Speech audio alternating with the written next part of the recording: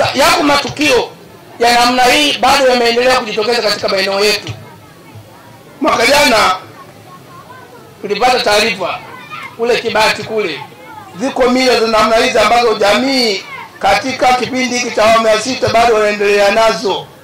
Mila ambazo kwa nyakati kama hizi hazina manufaa tena, lakini bado watu wanaendelea nazo. Sisi tunataka mila hizi za ukeketaji ukiacha yale maeneo ya Kibati, hata katika maeneo yetu yanayozunguka baadhi ya watu wanaweza kawa wanaendelea nazo. Kwa hiyo vizuri tukaendelea kukemea mila ambayo inamdumaza mtoto.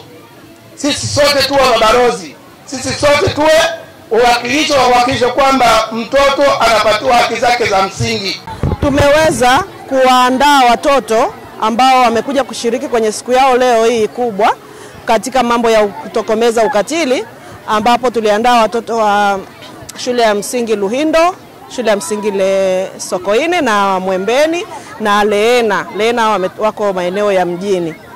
Kikubwa tulichokuwa tunawafundisha ni kuhusiana na haki za mtoto na pia kuwafundisha kuhusiana na wajibu. Ukiwa unataka haki ni lazima ujue wajibu wako.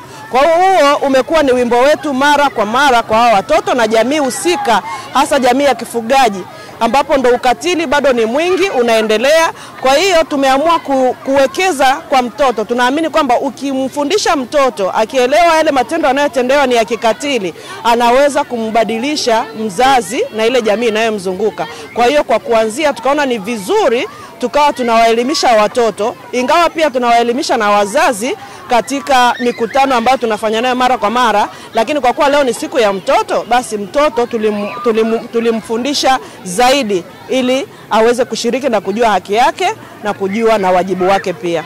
Nimekuja kuhudhuria hii sherehe ya mtoto wa Afrika. Tunahitaji kupinga ukatili kwa watoto wa kike na katika jamii yetu. Tunapinga ukatili ili tuweze kutimiza ndoto zetu kama Watanzania na kuiboresha nchi yetu iwe katika hali ya juu na kimaendeleo zaidi. Uwepo wa shirika la SAWA linasaidia kuelimisha jamii ambazo zinatenda ukatili wa kijinsia katika jinsi mbalimbali, katika jinsi mbili, watoto wa kiume na wa kike. Kwa hiyo tunawashukuru kwa sasa hivi tunaona wameelimisha watu na tunaendelea kuona juhudi zao katika kupinga ukatili wa kijinsia. Shirika la SAWA linatuwezesha sisi watoto kupinga ukatili kwa kutoa taarifa na kutuambia tusiwe na usiri wowote.